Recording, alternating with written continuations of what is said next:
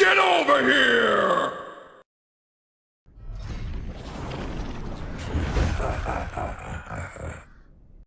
If you can remember 17 entries ago, we talked about Mario Kart 8, but that's not the last you'll see of Mario. Yeah, one per franchise, but Mario is such a mega franchise that I thought it'd be fair to break it down into a few subcategories.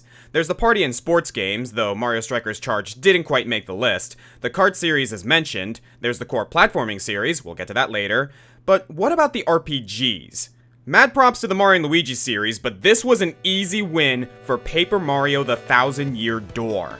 I was in the middle of school when this one came out, and I can remember that I was so engrossed with the story that I would try to finish my homework in class so that I could have more time to play this at home. It took me months, since I would get so sidetracked talking to all the colorful NPCs, collecting all the badges, completing all the side quests from the wanted board, and exploring the vibrant papercraft lands around Rogueport. Now, I really like games like Superstar Saga and Bowser's Inside Story, but the narratives of the Mario RPGs haven't been able to hook me lately like they did back with the first 3 Paper Marios. Is it because I'm older now and harder to impress? I don't think so. A good number of my top 50 games came out within the past few years. But Thousand Year Door wasn't content with telling the standard Mario saves Peach story, a trope that the new Paper Marios have vexingly fallen back on. Yeah, Mario still has to save Peach, this time from an alien syndicate called the X-Nauts, and he has to do so by collecting MacGuffins over the course of 8 chapters. But this isn't your basic fare of grasslands, desert, ice world, forest, beach, mountain, etc. Chapter 1 has you slaying a dragon in an abandoned castle. Chapter 2 sees you amassing an army of mites in a giant tree kingdom. Chapter 3 is about Mario entering a pro wrestling league in an arena above the clouds. Each chapter throws a new curveball. Not to put Thousand Year Door on a pedestal, it's far from perfect. Chapters 4 and 5, when you break them down, consist mostly of walking back and forth down a long straight path. But even then, there's mix-ups like the fake ending in Chapter 4, this awesome battle with Cortez the Pirate King, and, you know, I think that's the real difference from these sticker-based sequels. Thousand Year Door's combat is actually fun. I didn't mind running back and forth because the base game mechanics had some actual lasting appeal. No one-use items for basic attacks, just simple commands with fun QuickTime events to keep things lively, different fourth-wall-breaking environmental effects, and partners! Why in the 7 Kingdoms did they stop putting partners in this series? I don't want to hate on the new stuff, I know a lot of this is my nostalgia talking, but not only is Thousand Year Door the most fun to me, its story meant something. It stuck with me. And before anyone asks, so did Super Paper Mario, that game's great too. But Thousand Year Door has that train chapter, so it wins. Humor, creativity, strategy, and catchy as hell battle music, Thousand Year Door is a masterpiece.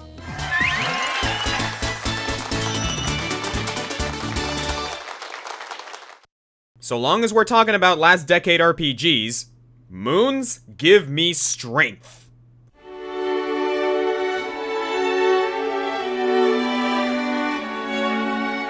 I don't think I have to explain my love for Skies of Arcadia to you. It's well documented in an ongoing Let's Play on Comic Foil's channel, as I am contractually obligated to mention. If I had to give the elevator pitch, how would I describe how good this game is? Well, it's so good it managed to escape the sinking Dreamcast and start a new life with a superior GameCube port. Seriously, if you're gonna check this out, get Skies of Arcadia Legends on the GameCube. It's so much better. Skies of Arcadia is a grand JRPG adventure played straight. It's not really trying to subvert anything, it's not a deconstruction the way the Tales games are, it just wants to be the best version of what it is. No tricks, no gimmicks.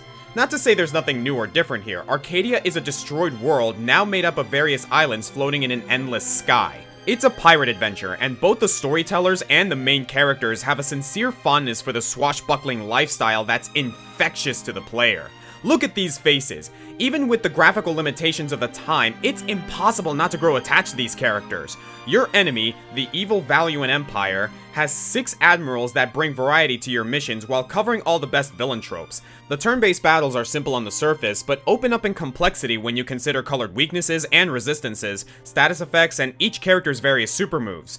The GameCube version adds a boatload of new bosses that require a galvanized strategy to overcome, and the character designs for these bosses are just so cool!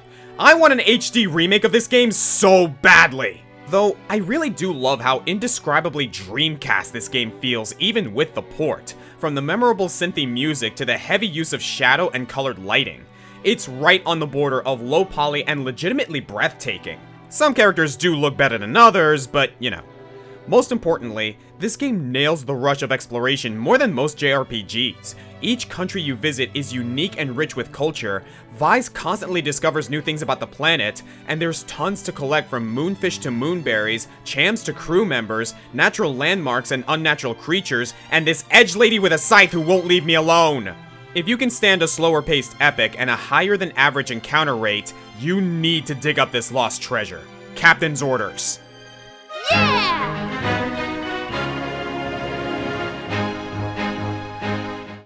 Speaking of Sega, isn't it about time we heard from our favorite blue laughingstock? Maybe there's no place for hedgehogs here. Haven't you heard? Sonic was never good. We realized that in 2006. Listen, haters, I know there's a lot to make fun regarding Mr. the Hedgehog here. I won't deny that every game, even the good ones, are plagued with baffling design choices. But Sonic's always been an important part of my life ever since Sonic the Hedgehog 2, my very first video game. My thumbs were grown around the practice of well-timed spin dashes and tricky jumps. Call me nostalgic, but the original Sonic trilogy is about as good as it gets. At least, that's what Christian Whitehead thought before deciding, you know what? I can do better.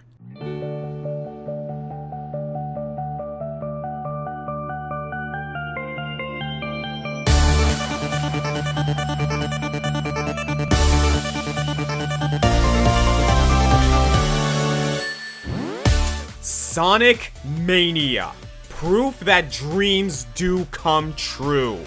After such a long road, man, the fans really needed this one. Not that I have a problem with 3D Sonic, these games all have their quirks, but I genuinely like Unleashed, Generations is good, Colors is great. When Sega has their act together, they can make some great levels, but how fitting is it that after 20 years of varying quality, the best move Sonic Team made was letting some fan develop a game for them? The developers of Mania just get it. I knew I was in good hands from watching the intro cinematic. This music, these facial expressions, this is what Sonic is all about. I don't even care about the 10th appearance of Green Hill Zone. Every level brought back for Mania starts as a nostalgic recreation of the original, for Act 1 at least, before spinning things around with brilliant new mechanics for Act 2. And the new stages are so well constructed. Stardust Saloon feels right at home with old goodies like Chemical Plant and Oil Ocean, and do I need to mention Studiopolis? It's a celebration, even more so than Generations, saluting the good and the bad of Sonic's early years, but thanks to a modern understanding of game design, all of it is good. When that second boss fight devolved into Mean Bean Machine, I just about lost it. It's catering to the fans, sure, but I don't think newcomers will mind in a game that plays so well. Knuckles and Tails are great, and Sonic's got the drop dash now, which finally gives us a reason to pick him besides completion. He's the speedrunner's pick. At least he was until Ray was added and his game-breaking glide ability. But how can I be mad at that face? Throw in the varied boss battles, kicking music, and bonus stages that don't make me want to kill myself. It's not just nostalgic, it's good. And it reminds me why I stuck with Sonic the Hedgehog for so long. We're not slowing down anymore. As long as your hands in mine, we'll conquer any roadblock. The fast lane will rock, that's right. 'Cause I've got my friends right by my side.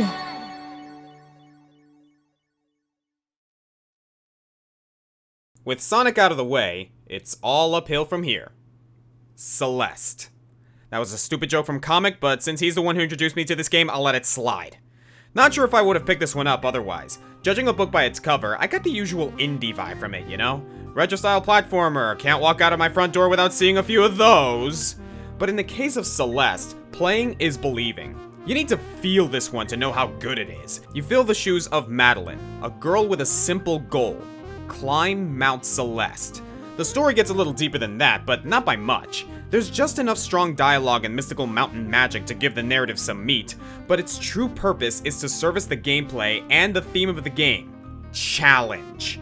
You get 3 moves: jump, climb, and dash, and from there, it's all up to you. No tricks, no workarounds, you either get through the obstacles or you don't.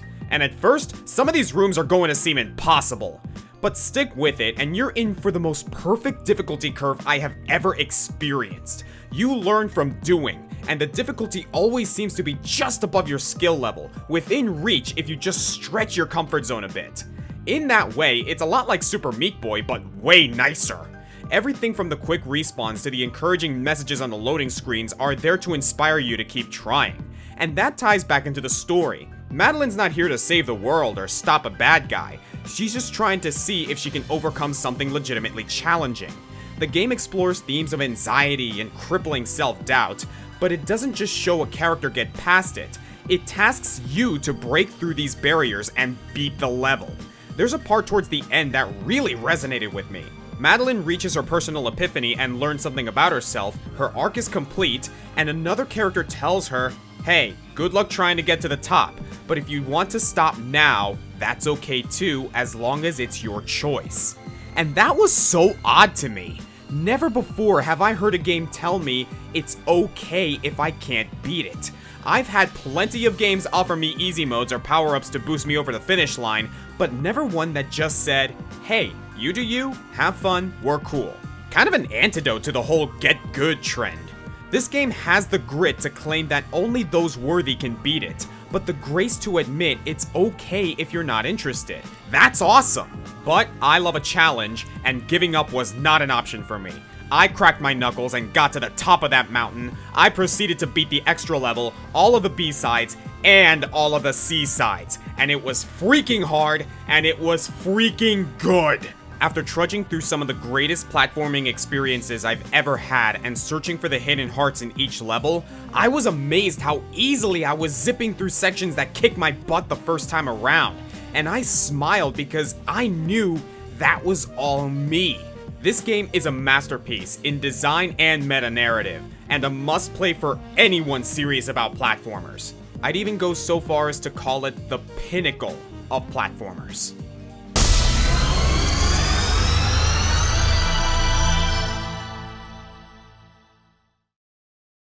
So after that eulogy, you might think that Celeste is my favorite indie game. More like fourth? But it's a mere insect compared to my most recent discovery, Hollow Knight. Yeah, like Octopath Traveler, I had to stop writing this script to add it on, and this time I have Patty to thank for it. But you should know that already, right? We kinda have a big Let's Play going on right now.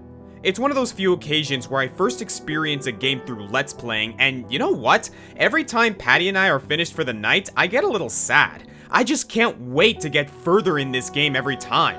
It's got the Dark Souls style of storytelling, and I know we're all sick and tired of things getting compared to Dark Souls. Crash Bandicoot is Dark Souls, Cuphead is Dark Souls, he, she, me, Dark Souls. But of all the games I've played outside From Software, Hollow Knight is the most worthy of that title. It's 2D Dark Souls, not only for the gloomy atmosphere, the deep story told largely through scenic details and item descriptions, and the general difficulty, but how it handles that difficulty. Enemies have patterns and behaviors, you can learn them, and you will, but the game's never going to ease up on the gas. Take the Mantis Lords for instance. You fight this really tough opponent, her attacks are big and swift, but through determination you finally learn the pattern and defeat her. Your reward? Fighting two more simultaneously. Yeah, it's kind of a big middle finger to your accomplishment, plus the lords are on a slight delay from each other which can really trip you up. But you've been prepared for this challenge. You mastered the pattern, now just master the double pattern. It's a learning environment all throughout the entire game. You'll just be learning through failure most of the time. Comparisons aside, I actually prefer Hollow Knight to the Souls series. Despite the grimness, the characters are strangely adorable. Look at the little knight and his big blank eyes, he's so cute! And the 2D plane plays more to my platforming and fighting game roots. It's also a darn good Metroidvania.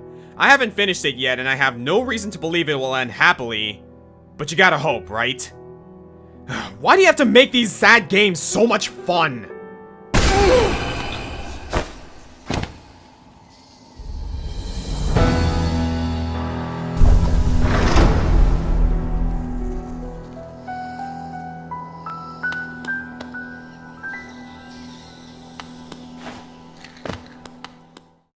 My favorite Pokemon game? Actually, this one's pretty easy. Pokemon burst into the scene right when my classmates and I were impressionable elementary school kids. But for some reason, I wasn't on that bandwagon. I didn't hate Pokemon or anything. I'd watch the show, look at all my friends' holographic collections, but my parents weren't about to let me waste money on collecting 150 of anything. And the Game Boy games that started it all never found their way into my collection. I appreciated the series from afar for 10 years, knowing the creatures mostly from appearances in Super Smash Bros. But feeling nostalgic for earlier seasons of the anime, I took a chance on the Generation 2 remakes of Pokemon HeartGold and SoulSilver. And it was then that I became a Pokemon fan. For the most part, the Pokemon series has gotten better and better with each installment, but there's something about the older titles that I just don't get from Kalos and Alola. There's more challenge and less hand-holding, more open-ended exploration and less railroading. But the mechanics of those Game Boy Color titles are broken as hell. So having the Johto adventure spiffed up with a full range of color, abilities, the physical special split, and all the innovations from Generations 3 and 4 is the perfect blend of old and new. The plot isn't a page-turner, but I love the idea of fighting Team Rocket while they scramble around without Giovanni's leadership. Getting trainers' phone numbers for rematches, hearing about a temporary swarm of rare wild Pokemon, defeating the Johto champion only to discover an entire second league to take on, and Red, already the coolest part of Gold and Silver, only got more epic in the remake by adding a snowy mountain peak and crazy good music. Add in the compatibility with the Gen 3 and 4 Pokemon games, and you're set.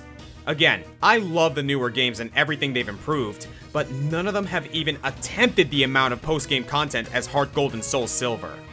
And I can't remember a time in this series where I've had more precious experiences traveling through the world of Pokemon.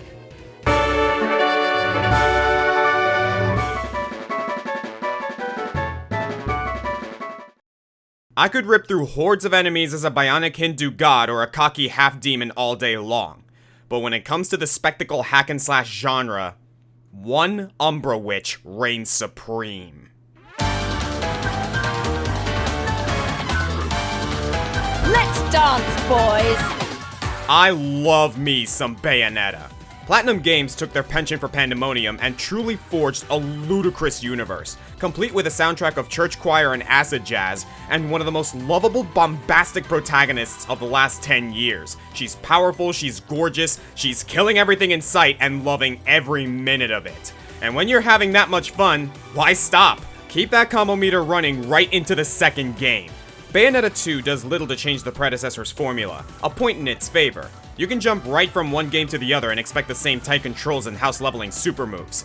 If it ain't broke, don't fix it, but that doesn't mean there's not room for improvement. The first game's difficulty was a bit unruly, beating you senseless even on normal settings. That's curbed a bit here, so now you only get those insurmountable odds if you like torturing yourself, which I imagine some of this fanbase does.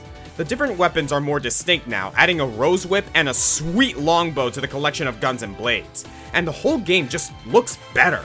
Like, I get what the first game was going for, it's demons and stuff, so you get a lot of black and red, but the eye-popping blues and more vibrant outdoor areas really captures a sense of magic, saving that Hellfire red for when you're actually in hell. I will admit, I cared a bit less about the story this time around. Now that Bayo's past is revealed, the conflict is more on this kid named Loki, but it's got some neat turns, including more Rodon. Damn, woman, I thought I told you to chill. And without spoiling anything, there's a cyclical nature to things that ties Bayonetta 1 and 2 together nicely. Also, short-haired Bayo is best Bayo. Really curious what she'll do for Bayonetta 3. Maybe more of a bob? Nintendo says a third game's on its way, but waiting for more information, it's making me feel like I'm in Witch Time.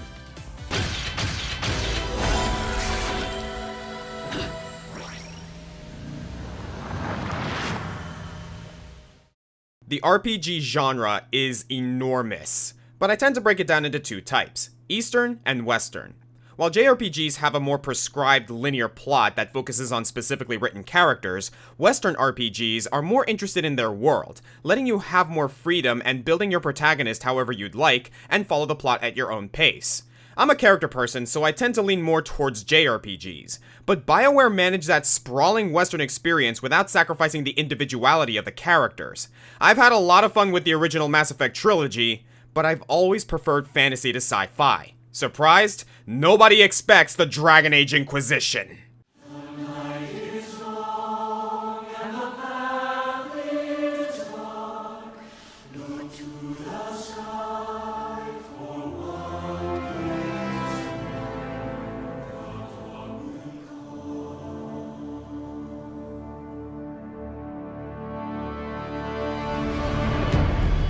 Though it presented a beautiful world full of the typical Tolkien trappings, the Dragon Age games struggled to find an identity in the first 2 entries. Did it want to be an action game with RPG elements, or a 3D Baldur's Gate? Inquisition decides, hey, ¿por qué no los dos? And finds the best compromise it can that bolsters the strength of both styles. Character customization seems simple at first, with 4 races and 3 classes to choose from, but soon branches with a new armor system and skill trees galore.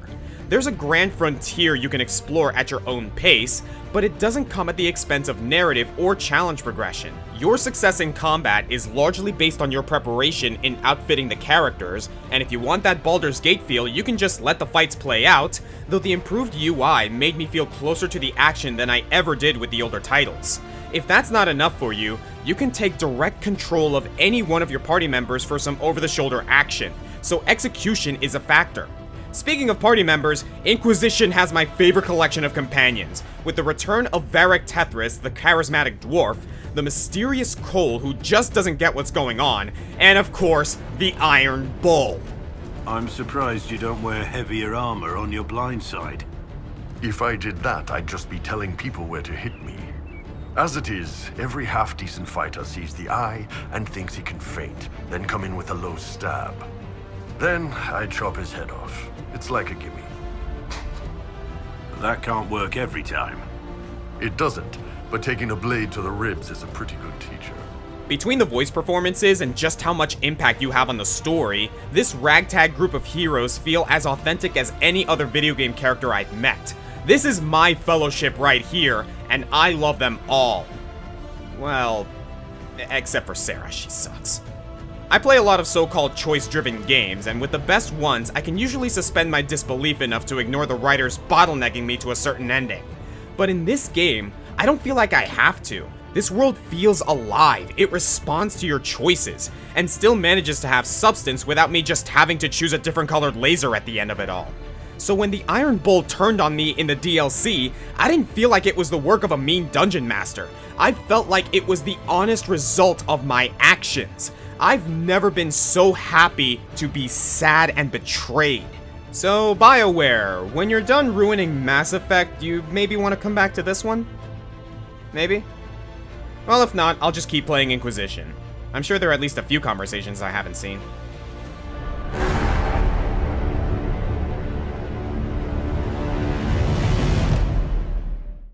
Is it better for a game to look good or to feel good? Depends on the title, but I generally like my games to play well. Things like story and presentation are secondary. Very important, but secondary. Then again, I really like good visuals and theming. I said I like Mad World for its unique art style and Undertale for the out-of-the-box immersions, even if the actual gameplay in these games is simple and rather repetitive. Style over substance, I guess you could call it. Well, how about style and substance? These 3 words came to me over and over while I was playing Persona 5. Now, I've been a Persona fan for some time. Personas 3 and 4 could easily make my top 50 on their own. Though I have to admit, for how long they are, the dungeon crawling could be one hell of a grind after a while. Which was fine, since those characters and stories kept me hooked without any complaints. But Persona 5 is a 100-hour RPG, and it never dragged for me in the slightest. Except maybe for Okumura's Palace. Yikes. You play through a year in the life of this bespectacled student after he's transferred to a new home and school for doing the right thing. Over and over again, you witness real atrocities being committed by authority figures and you can't do anything about it, until a mysterious app allows you to enter a metaphysical plane and deal with these ne'er-do-wells on the down low.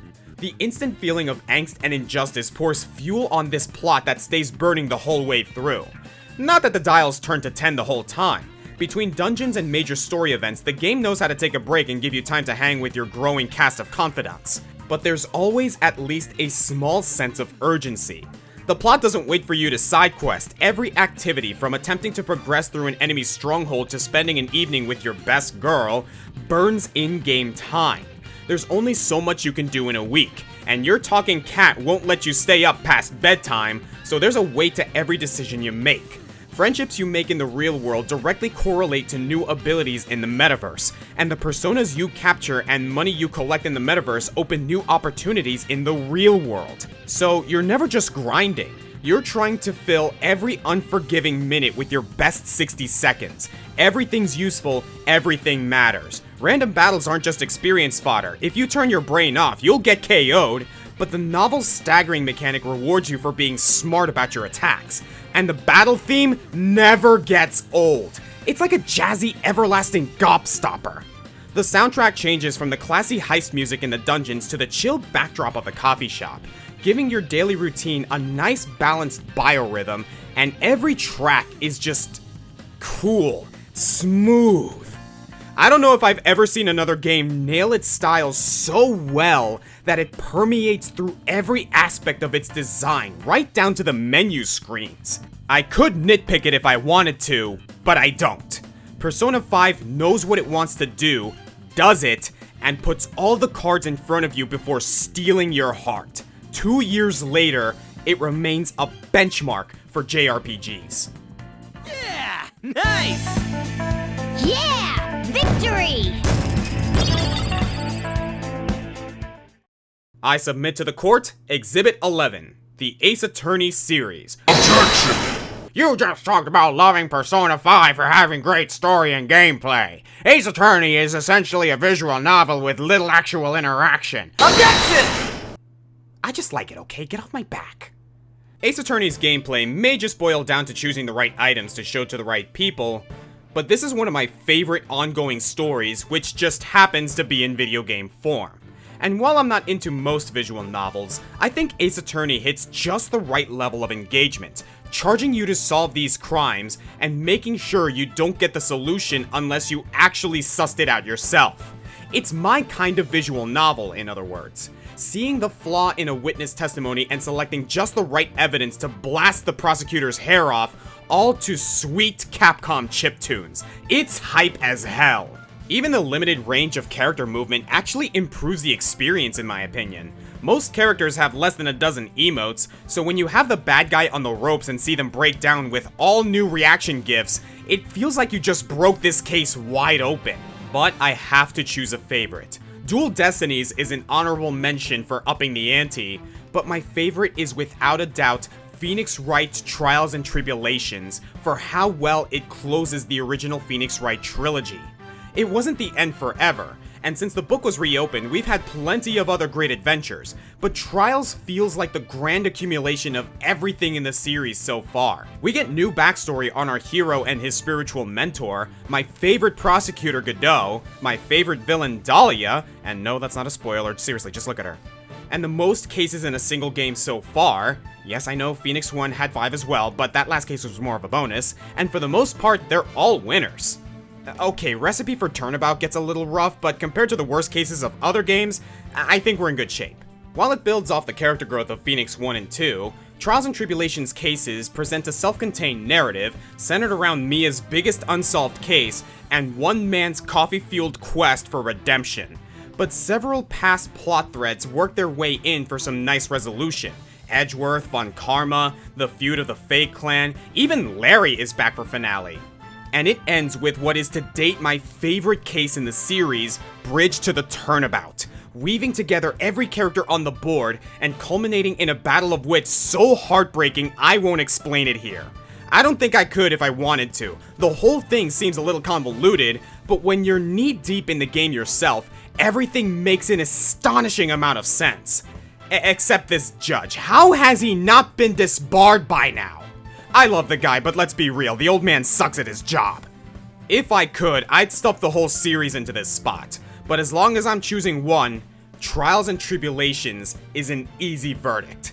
Case closed.